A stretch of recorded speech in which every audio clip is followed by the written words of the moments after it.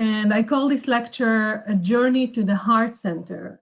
As you can see, during the lecture, I will explain what I mean with that. I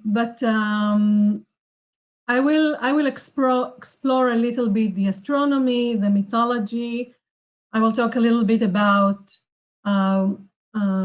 what's the role of Chiron in the chart, in our life, in our solar system. And then we will look at some chart examples. So first of all, I would like to start with a few Chiron facts, just that we all will be on the same page. So Chiron was discovered on October 18, 1977. He was classified as half comet and half asteroid, and some people just thought he was a dwarf planet in the beginning, but he's not considered to be a dwarf planet now. So the usual classification for him is half comet and half asteroid. But basically nobody really understands this body in our solar system. It just arrived to the solar system. His material is from other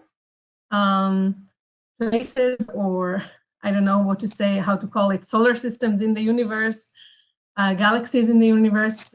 It's not necessarily our solar system. So he's like a stranger in our solar system.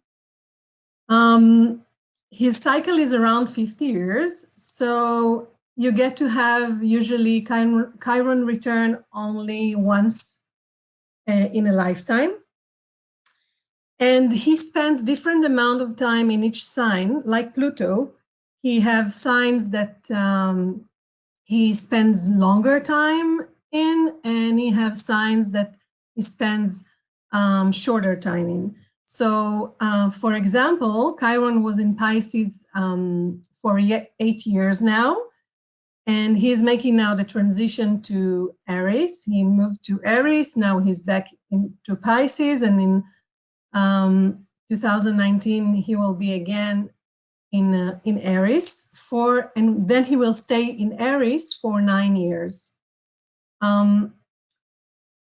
So Aries is actually the sign where Chiron stays the longest time, and Libra, the opposition of Aries, is the sign that Chiron stays the shortest amount of time.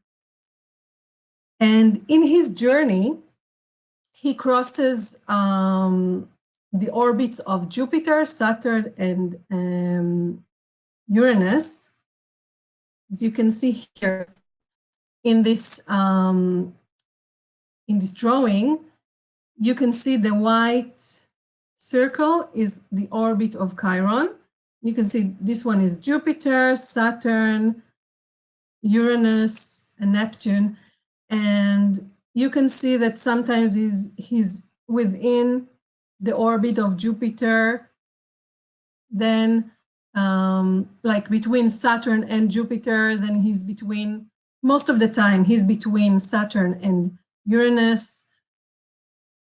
And sometimes he even crosses a little bit towards the orbit of between Uranus and Neptune.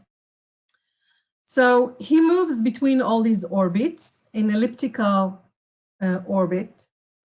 And some astronomers say that because he